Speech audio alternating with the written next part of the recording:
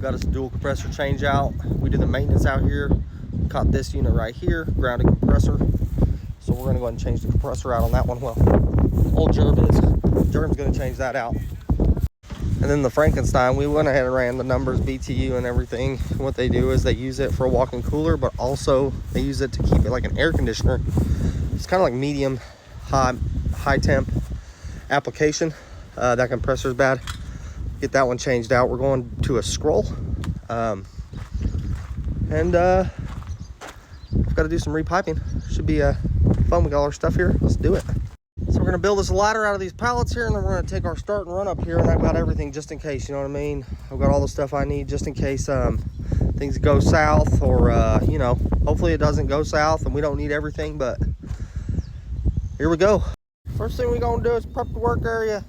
Got power for our 120 volts jumped off of there. Just noticed something. Wall right there. I was taking that cap off and seen it. Need to check into that, but got us that old pot, boys. We're going from the pot to the scroll over yonder.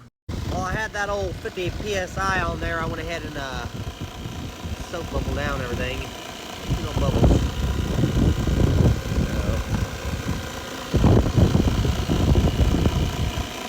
Good there. Now this is the Frankenstein.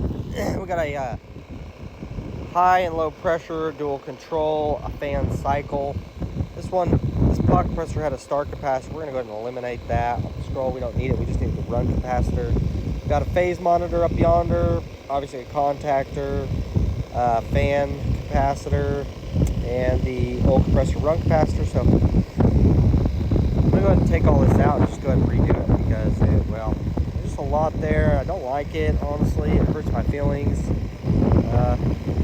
So yeah. Also, I forgot that I didn't bring the plug-in to our scroll. This one's different, so we're gonna do the plug-in while this is recovering. We're gonna do that right now. There's a storm brewing, boys. They never stopped me before. Also, let's see how Jeremy's doing over on his roof.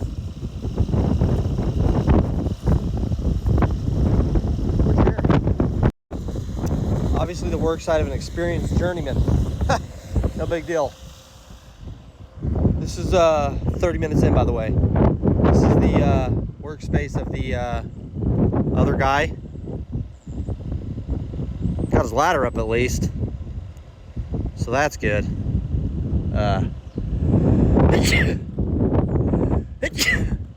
He probably had to go drop. Get him. Obviously, it's going to go unshowed. I'm just going to say it. My gaskets have been changed out, and my vacuum pump oil. That's a very helpful tip, and I promise you it'll save you a lot of trouble because a lot of people don't do those things. Believe it or not, it'll cause you a lot of trouble down the road if you're doing work right. You know what I mean? If you're doing the work right. Pulling a vacuum without using a micron gauge, I guess your gaskets don't even really matter because you're not even really paying attention to the vacuum. So, each their own, I guess. So on the old scroll here that we got, we're 7/8 to half. On the old pot, we're 7/8 to half. So that's good for us, you know. That's gonna work out nicely. Probably what we'll do is we'll just go ahead and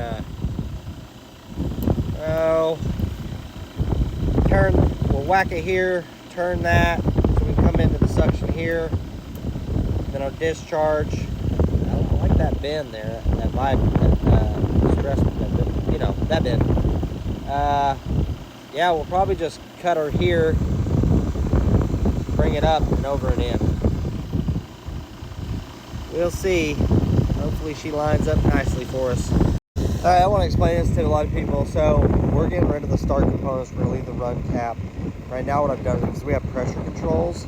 Our pressure controls actually come off of two of these. They run back into here and they cross over. So I didn't know which ones. So what I've done is I've set my fan wires over here. We've got common, capacitor wires. Then our L1 right here. Our L1 goes down through our fan cycle, back up into the contactor, but I've already disconnected it. I'm going to do the same thing with the compressor things.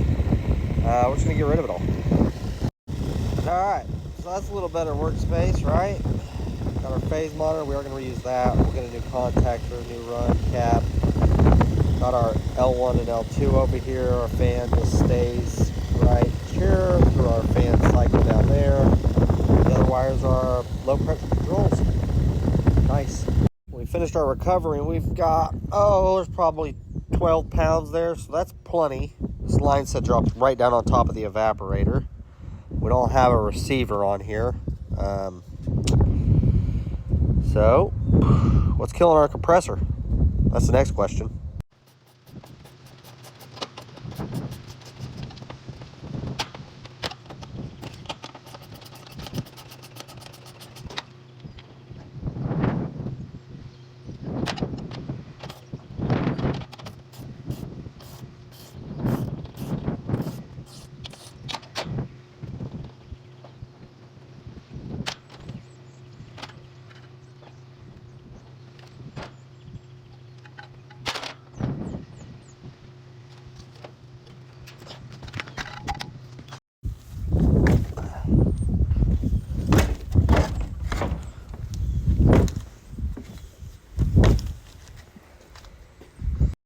Now the name of the game is time management, right? So, got the compressor out.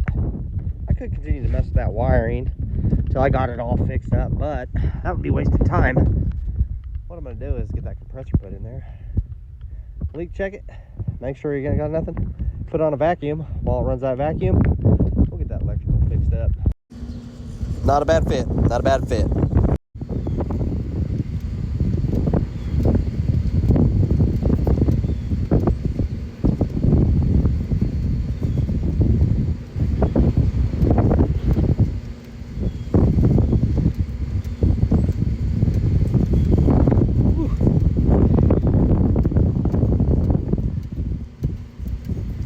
Alright, so we got the wiring all done. It turns out that phase monitor was actually wired incorrect. I wasn't really paying attention. I went to wire it back in. I was like, those aren't even connected. They were using it as a bus bar.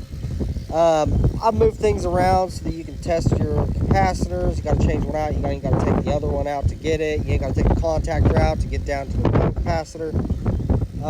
It's pretty much color coordinated, pretty easy wiring to navigate. And now we wait for the vacuum pump to pull down to 400 microns. We're pretty close to it. And charge her up and let her eat. Now, if you're one of those guys who says, oh, I've never put my hands on it, I go ahead and pack up and leave. Go ahead and throw down in the comments there, how long do you think before I get a call back on this thing? You know what I mean? I want to know how many people think this thing is going to fail, and I'll be back on it. I'm going to let my shop know that if we get a call, it's got to be me, and of course the guys in my shop